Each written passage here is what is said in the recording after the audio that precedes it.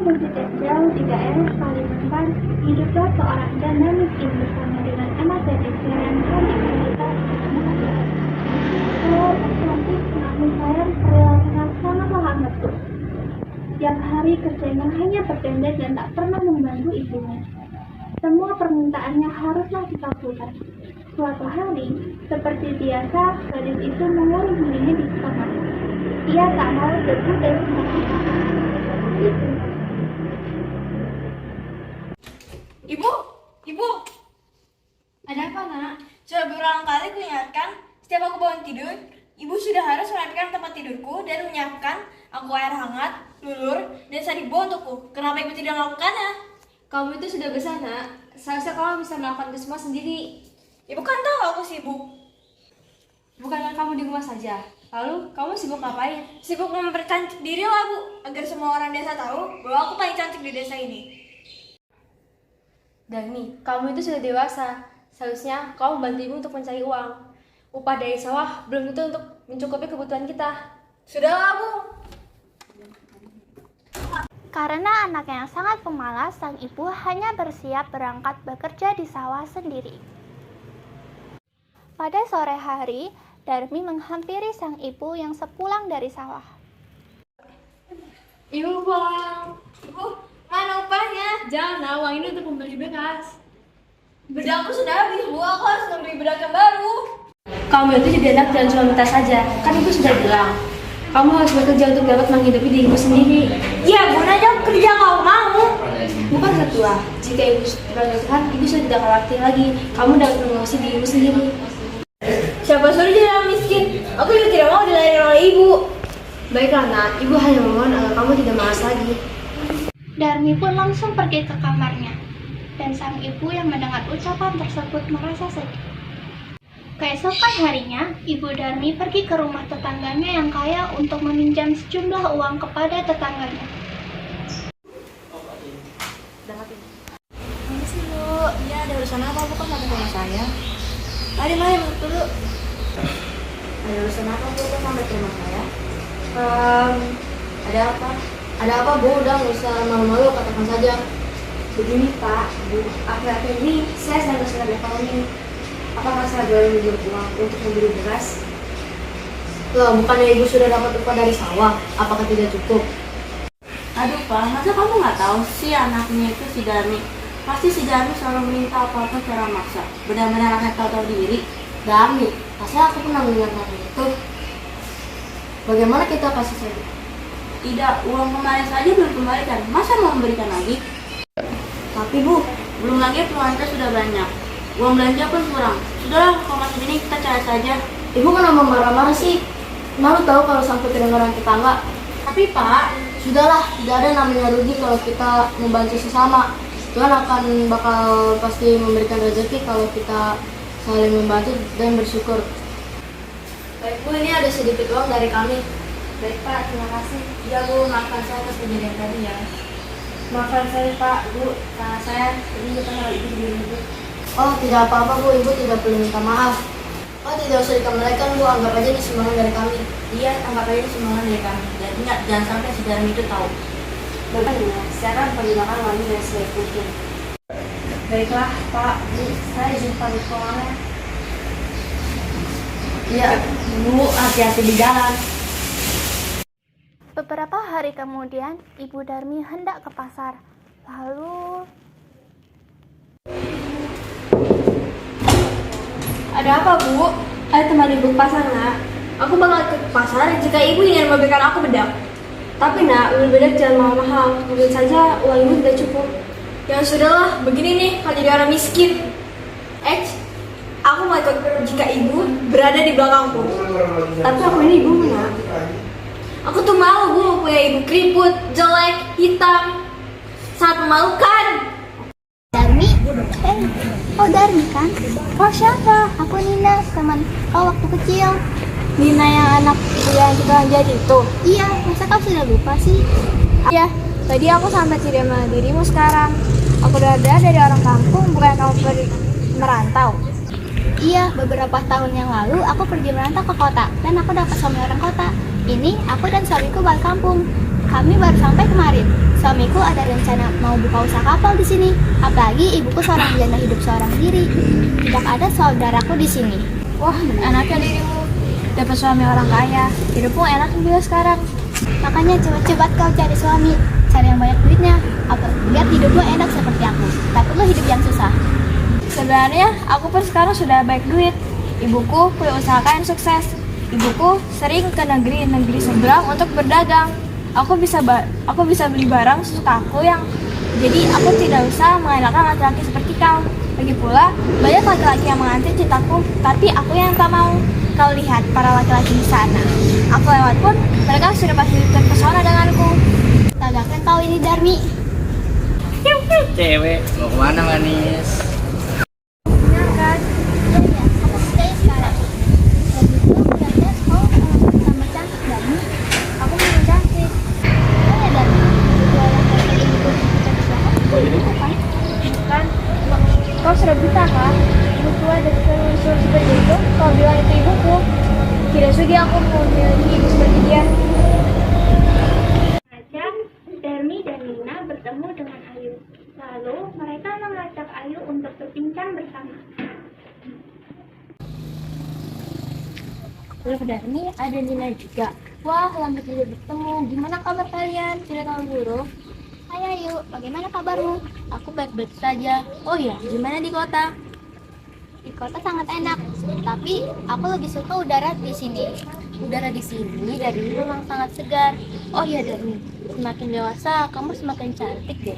Cocok kalau tinggal di kota. Kenapa kamu tidak di kota saja? Sebenarnya aku ingin tinggal di kota, tapi kasihan kepada kacungku. Kalau tidak ada aku, dia mau hidup dengan siapa? Tidak hanya cantik, kamu juga dermawan.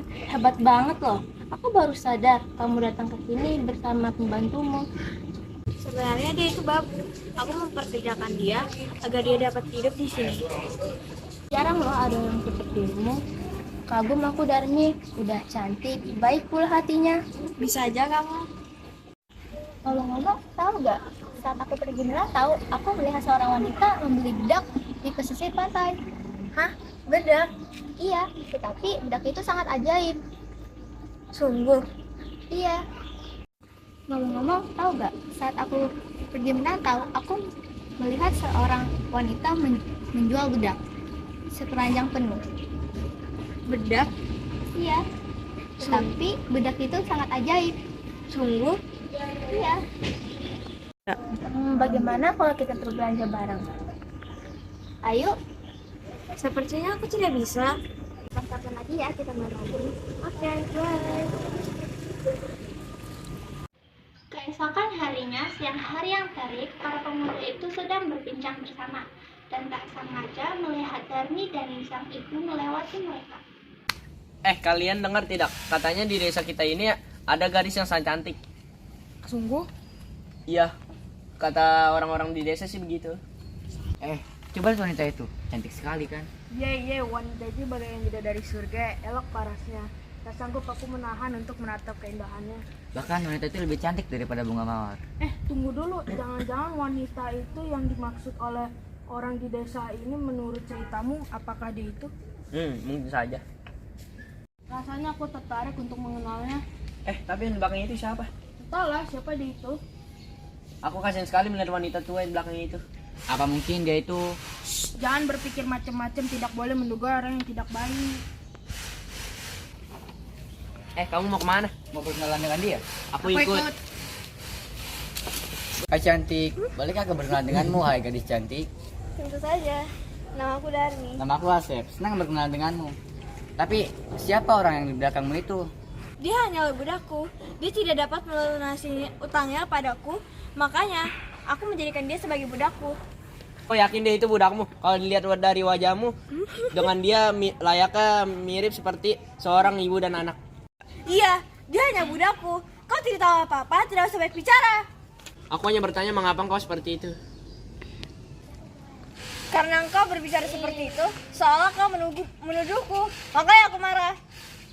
Sudahlah, kenapa kalian jadi bertengkar seperti ini? Dan apakah kau tidak kasihan? Dia sudah tua dan kau jadikan dia budakmu. Bagaimana kau bisa setega itu, Darmi? Aku kasihan, tapi mau bagaimana lagi?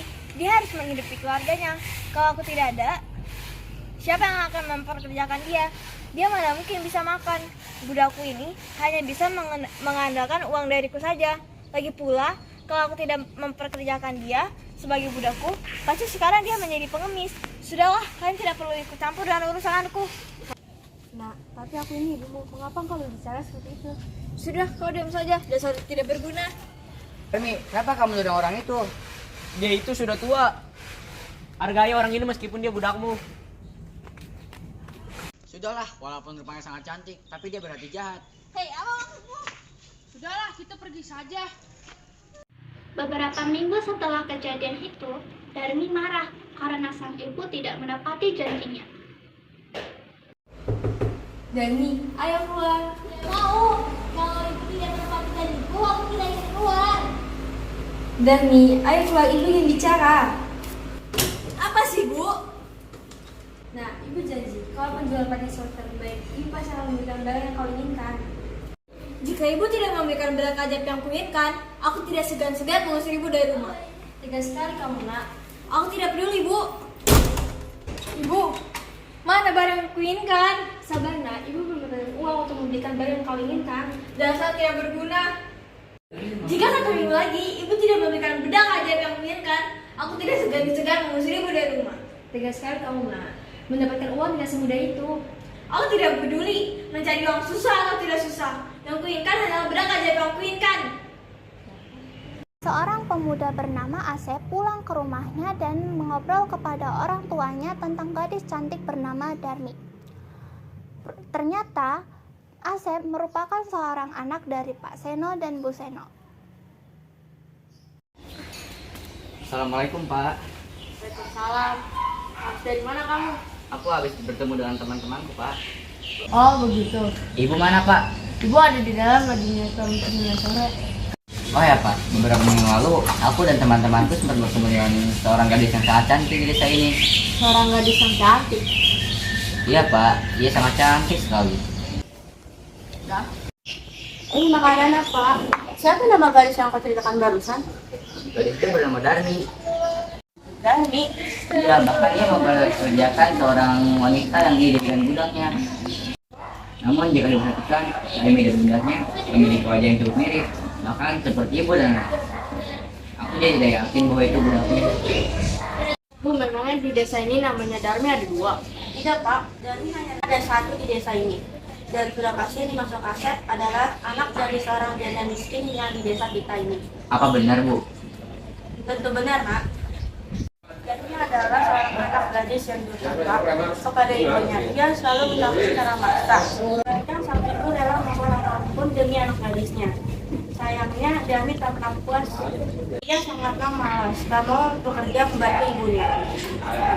Bahkan, Nak, dia sudah meminjam uang beberapa minggu yang lalu untuk memenuhi kebutuhan keluarganya. Bahkan itu tidak hanya sekali, sudah berkali-kali. Darmi itu sangat sombong. Apa yang dilakukan Darmi kepada ibunya pasti sangat menyakitkan ibunya. Dasar apa? Aku tak tahu kalau Darmi sejam itu. Dia selalu berperilaku baik dan manis kepada semua orang. Bahkan dia mengaku bahwa dia adalah orang kaya. Lewat itu semua hanyalah sandiwara dia saja, agar dianggap gadis yang dekati. Dan dia memiliki perilaku yang buruk. 213. Sudah tidak usah membicarakan orang lain. Berarti dia sudah dapat petunjuk sendiri karena dia sudah durhaka pada orang lain. Sudah, mending kita menikmati sore indah yang ini. Keesokan harinya, Asep menjumpai temannya. Tono, apakah kau ingat dengan gadis yang kita temui waktu itu? Gadis cantik itu ya? Aku ingat dengan gadis itu, dia sangat cantik tapi sangat galak. Benar, aku takut padanya. Apakah kalian tahu tentangnya? Tidak. Emang kenapa dengannya? Dia anak gadis yang amat kejam, Doni. Ya kok? Gadis cantik seperti dia bisa menjadi gadis yang kejam, tapi kenapa dengannya? Kata ibuku, dia adalah anak yang durhaka. Dia juga tidak mau menganggap bahwa wanita tua itu adalah ibunya. Dan dia sering meminta apapun secara paksa. Bahkan, ibunya meminjam uang kepada keluarga sendiri. Dan itu sudah terjadi berulang kali. Pantas saja kau dengan aku menanyakan siapa wanita tua di belakangnya itu yang terlihat sangat marah. Benar, aku dari awal bertemu dengannya. Dia seperti orang panik jika dia tahu berbohong kepada kita. Aku juga sering melihat dia dengan temannya, tetapi temannya tidak tahu tentang ibunya. Apa jangan-jangan yang waktu kita melihat mereka berdua sedang berjalan sambil melihat kita? Gitu orangnya. Bagaimana kita cari temannya gadis itu? Apakah dia tidak merasakan hal yang sama dengan kita? Apakah kau tahu namanya? Seingat aku nama dia Nina. Oke, besok kita cari dia. Aku sering melihat dia bersama temannya di warung. Ya sudah, kita besok ke sana. Oke. Keesokan harinya, para pemuda tersebut menuju ke warung yang ditempati oleh Nina dan temannya. Apakah itu dia? Dia itu, aku samperin ya, kalian di sampingku saja. Oke. Hai Nina, sudah lama tidak bertemu denganmu. Hai Doni, apa kabar? Baik-baik saja. Oh ya, di sampingmu siapa mereka? Oh iya, perkenalkan ini teman-temanku. Hai, salam kenal. Aku Asep, teman Doni. Hai, aku Tano. Hai, salam kenal semuanya. Kenalin, ini Ayu. Hai, salam kenal. Salam kenal ya. Oh ya Darmi, aku ingin menanyakan, apakah kenal Darmi, si gadis cantik itu? Oh iya, aku mengenali Darmi. Kebetulan dia teman aku waktu sekolah bersama Ayu juga. Apakah kalian tidak merasa aneh dengannya? Aneh, seperti apa?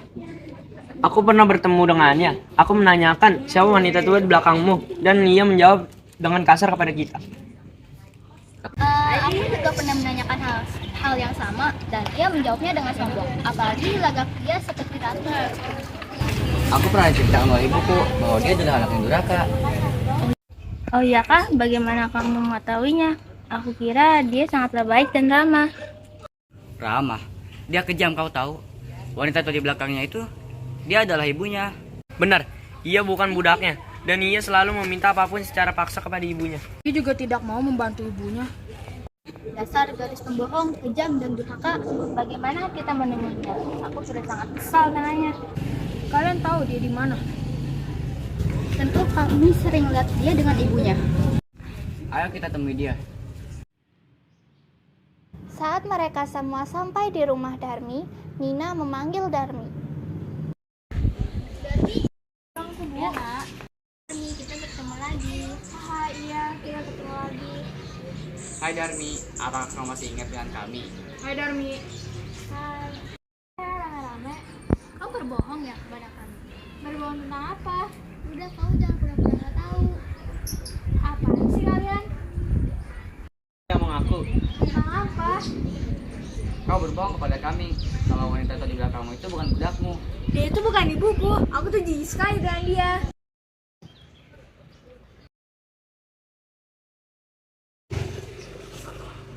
Hargai ibumu, pasien itu sudah tua. Punya anak durhaka kayak kamu.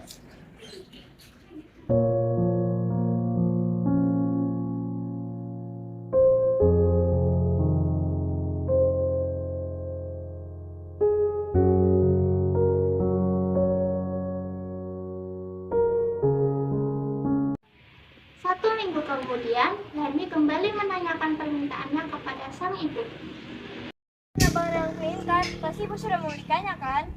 Ibu udah cukup uang nah untuk memberikan apa yang kau inginkan. Gara-gara ibu, aku diledek sama orang kampung dan pemuda-pemuda di desa ini, Bu. Harus hidup miskin seperti ini, kenapa aku tidak seberuntung mereka? Sudahlah, Bu, lebih baik kau pergi saja. Daripada ibu tidak berguna.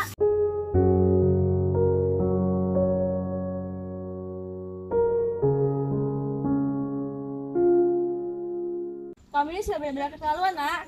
Dari dulu ibu selalu sabar menghadapi kamu. Kamu bakal ibu layaknya sebagai pembantu. Kukutuk kau menjadi batu. Kukutuk kau menjadi batu.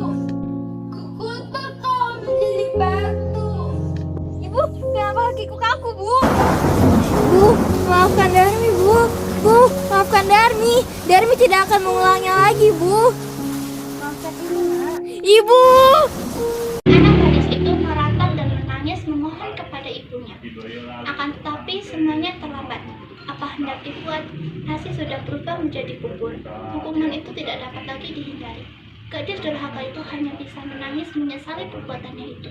Sebelum kepala anaknya berubah menjadi batu, sang ibu melihat air menetes dari kedua mata anaknya. dan kemudian dari seutuhnya berubah menjadi batu.